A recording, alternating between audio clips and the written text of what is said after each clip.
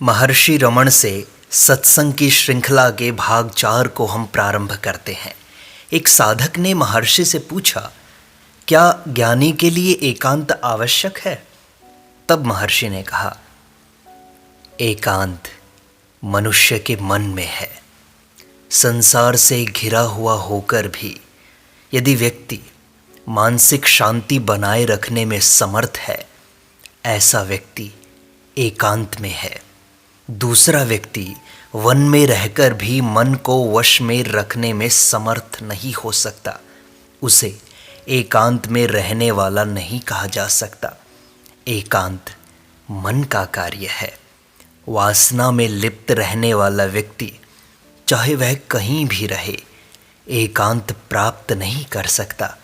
वासनाओं से निर्लेप व्यक्ति सर्वदा एकांत में है। तो महर्षि, तब फिर कर्म करते हुए भी व्यक्ति वासनाओं से मुक्त होने से एकांत सेवन ही करता है, क्या ऐसा है? हाँ, फल की इच्छा से किया गया कर्म बंधन है, जबकि निष्काम कर्म कर्ता पर कोई प्रभाव नहीं डालता। कर्मरत रहता हुआ भी वह एकांत में है। महर्षि ऐसा कहते हैं, तिब्बत में अनेक संत हैं जो एकांत में रहते हुए भी जगत का बड़ा उपकार कर रहे हैं। ऐसा कैसे हो सकता है? ऐसा हो सकता है, आत्म साक्षात्कार मानवता की सबसे बड़ी सहायता है। इसी कारण वन में रहते हुए भी संत सहायक हैं, किंतु यह नहीं भूलना चाहिए कि एकांत केवल जंगलों में ही है।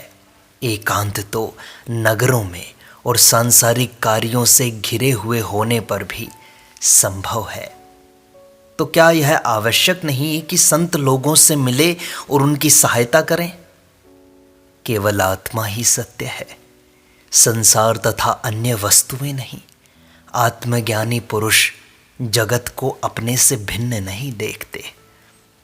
तो तात्पर्य यह हुआ कि संत का आत्म साक्षात्कार मानवता के उत्थान में सहायक है, चाहे मानवता इसका भान करे चाहे ना करे। क्या ऐसा है? हाँ, उपकार का भान नहीं होता, पर फिर भी है। एक संत पूरी मानवता का कल्याण करता है, पर मानवता को इसका पता नहीं चलता। यदि वह अन्य व्यक्तियों से मिले तो क्या ठीक नहीं होगा? मिलने को कोई दूसरा कहाँ है? आत्मज्ञानी व्यक्ति केवल है, केवल आत्मा है, और वही एकमात्र सत्य है। उसके लिए कोई पराया नहीं है।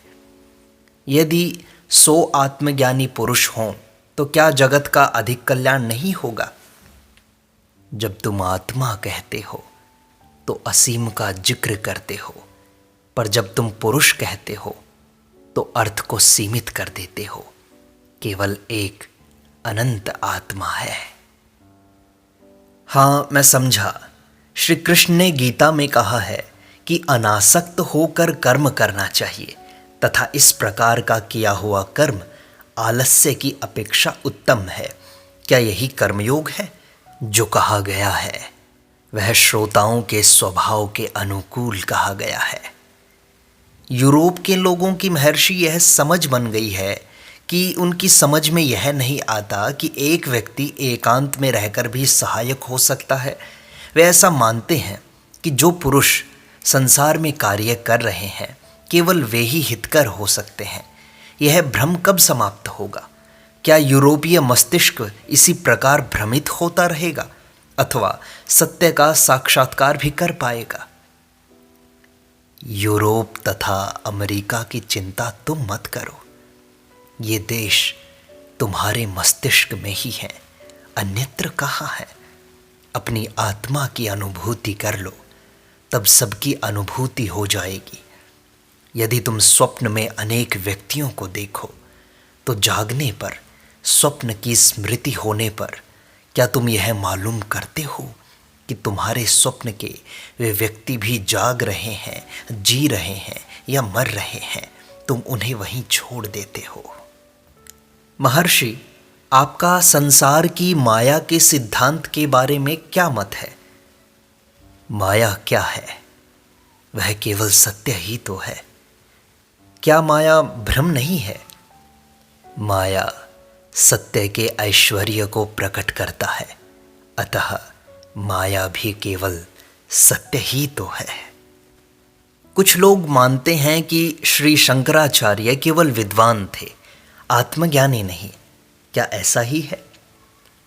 शंकराचार्य के संबंध में क्यों चिंता करते हो? तुम्हारी खुद की अवस्था को देखो, अपनी निज की आत्मा की अनुभूति करो। दूसरे अपनी चिंता स्वयं कर सकते हैं। महर्षि जीसस क्राइस्ट ने लोगों को उनके रोगों से मुक्त कर दिया था। क्या यह केवल सिद्धि है? क्या जीसस को उस समय भान था कि वे लोगों के रोगों का निवारण कर रहे हैं? उन्हें अपनी शक्ति का भान भी नहीं रहा होगा। एक ऐसी कथा प्रचलित है कि जीसस ने एक बार एक अंधे व्यक्ति को दृष्टि प्रदान कर दी। कालांतर में वह व्यक्ति दुष्ट हो गया। कुछ वर्षों के बाद उस व्यक्ति की दुष्टता का परिचय पाने पर जीसस ने उससे इसका कारण पूछा। उसने उत्तर दिया कि जब मैं अंधा था तब पाप कर्म करने में असमर्थ था, किंतु जब जीसस द्वारा उसकी दृष्टि का उपचार होने पर वह दुष्ट हो गया है, तथा जीसस ही उसकी दुष्टता के लिए जिम्मेदार है। तो क्या जीसस सिद्धियों से युक्त पूर्ण पुरुष नहीं थे? उन्हें अपनी सिद्धियों का भान होना संभव नहीं था। क्या टेलीपैथी आदि सिद्धियां प्राप्त करना अच्छा नहीं है? टेलीपैथी या रेडियो से दूर के स्वर या दृश्य को सुनना एवं देखना संभव होता है। सामान्यतया यह भी सुनना अथवा देखना ही तो है। हम पास से सुने या दूर से सुने, क्या फर्क पड़ता है? मुख्य तो दृष्टा अथवा सुनने वाला है। श्रोता तथा दृष्टा के अभाव में श्रवण तथा दर्शन संभव नहीं। ये सब केवल मन की क्रियाएं हैं। इसलिए सिद्धियां भी केवल मन में ही होती हैं। वे आत्मा का स्वभाव नहीं है। जो वस्तु मौलिक न होकर प्राप्त की जाती है वह स्थायी नहीं हो सकती तथा प्राप्त करने योग्य नहीं है। ये सिद्धियां विस्तृत शक्तियों की सूचक हैं।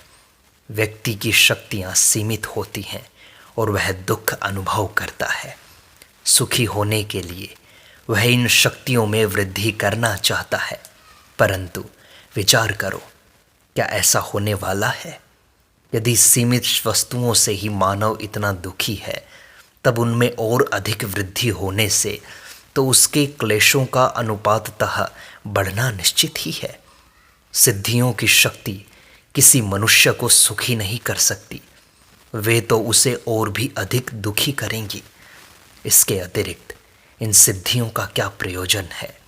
सिद्धियों का साधक इन सिद्धियों के प्रदर्शन हेतु ही तो इनकी इच्छा करता है, जिससे अन्य लोग उसकी प्रशंसा करें। प्रशंसा ही तो लक्ष्य है।